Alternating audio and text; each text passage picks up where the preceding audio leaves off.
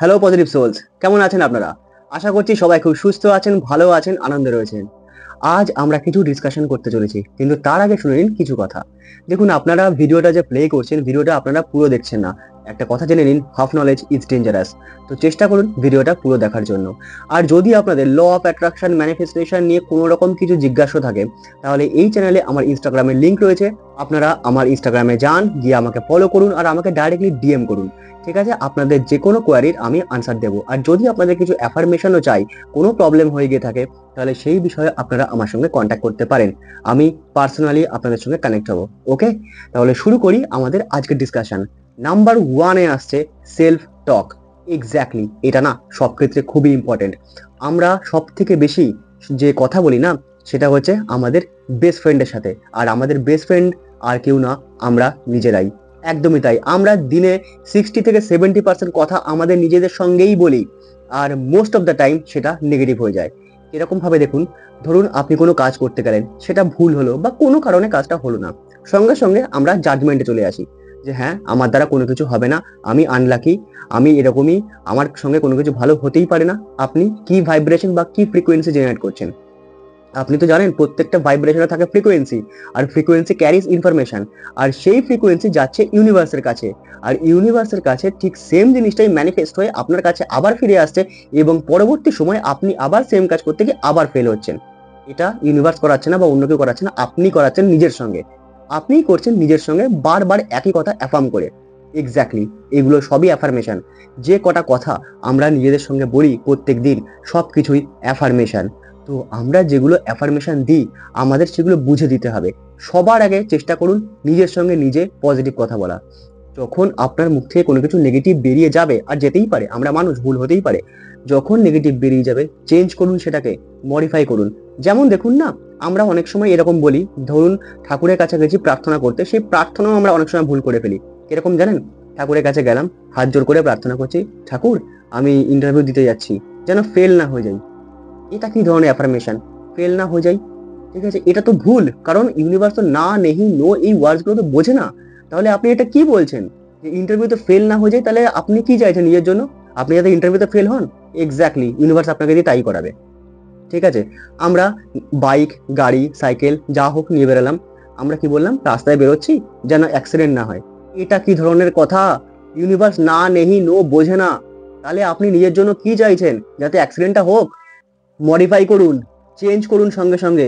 এরকম বলুন, ঠাকুর আমি ইন্টারভিউ দিতে যাচ্ছি, আমি যেন জবটা পেয়ে যাই, আমি যেন ইন্টারভিউতে পাস করি। এরকম বলুন, আমি গাড়ি নিয়ে বেরোচ্ছি, আমি যাতে সেফলি আমার ডেস্টিনেশনে পৌঁছে যাই। আমাদের অ্যাফার্মেশন এরকম হওয়া উচিত।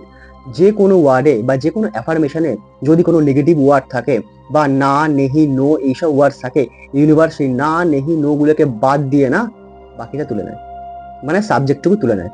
তো আজ থেকে আমরা ঠাকুরের কাছে যাই প্রার্থনা করি না কেন, নিজের সঙ্গে যাই কথা বলি না কেন, প্লিজ একটু ভেবে বলবো।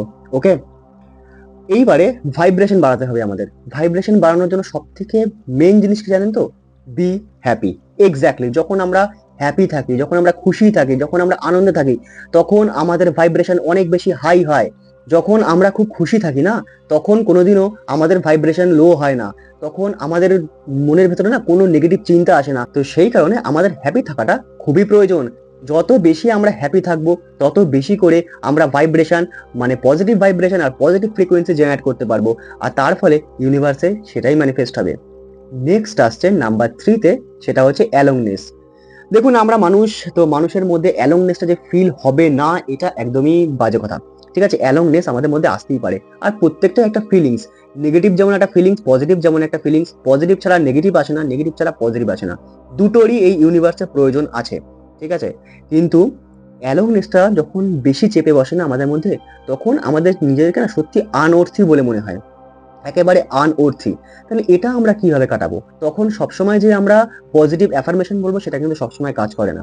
একটু ঘরের বাইরে বেরান, একটু একাই বেরান, একা ঘুরে আসুন। একা যখন ঘুরতে বেরোবেন না আপনি, আপনি নিজের সঙ্গে নিজেকে এনজয় করা শিখবেন।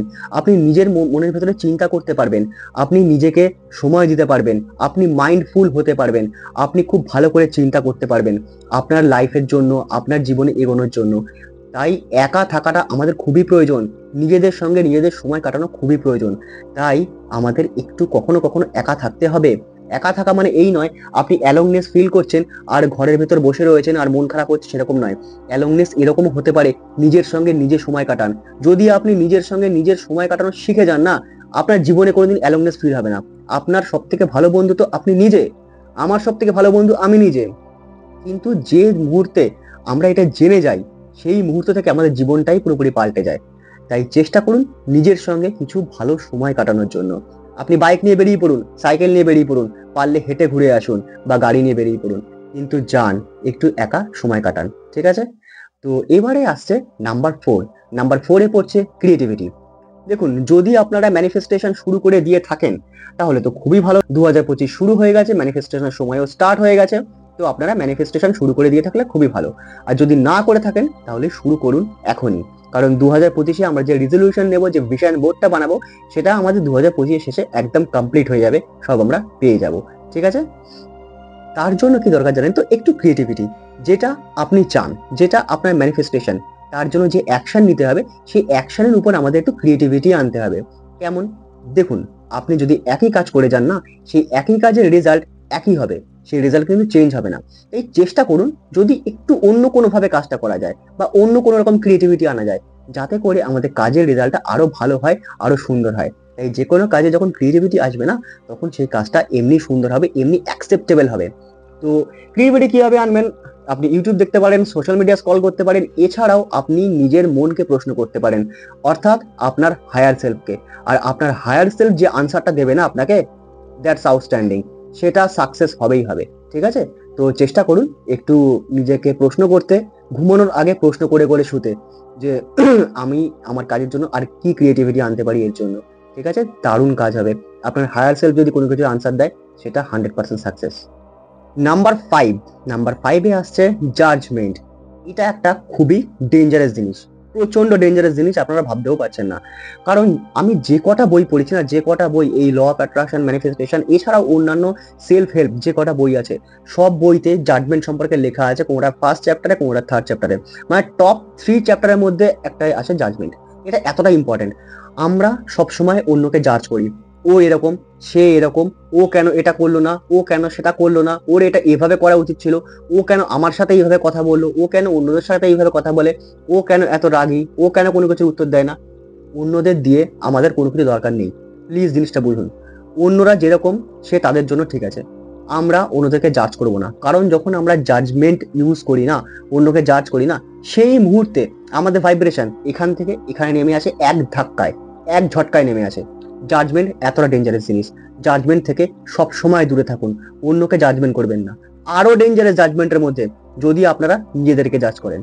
এক্স্যাক্টলি, যখন কোনো কাজ আপনি পারলেন না বা একটু ফেল হলো, কেন আপনি নিজেকে জাজ করেন যে আমার দ্বারা হবে না বা কিছু, এসব বলেই যান, কি দরকার? হতে পারে না, মানুষের life, human is not flawless.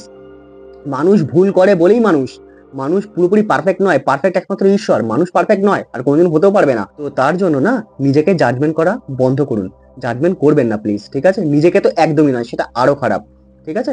তো ভুল হতেই পারে, আর ফেল মানে এই নয় যে সব শেষ, ফেল মানে ফার্স্ট অ্যাটেম্প্ট ইন লার্নিং, ওকে? তো জাজমেন্ট বন্ধ করুন। তো আজকে আপাতত আমাদের এইটুকুই ছিল, 5টা এই বিষয়টা নিয়ে আমরা আলোচনা করলাম, যে 5টা টপিক নিয়ে। এটা হচ্ছে আমাদের ল অফ অ্যাট্রাকশন ম্যানিফেস্টেশনের জন্য খুবই ইম্পর্টেন্ট, আমাদের এটা মাথায় রাখতে হবে, আমাদের এটা লাইফে ইউজ করতে হবে। শুধুমাত্র ভিডিও শুনলেই হবে না, লাইফে ইউজ করতে হবে, তবেই না আমরা রেজাল্ট পাবো। আর একটা পজিটিভ নোটের সঙ্গে আজকের এই ভিডিওটা আমি এখানে শেষ করছি। দেখা হবে আবার পরের ভিডিওতে। তবে মনে রাখবেন, লাস্টে আমি যেটা বলি, think positive, do positive, you will receive positive. Thank you very much.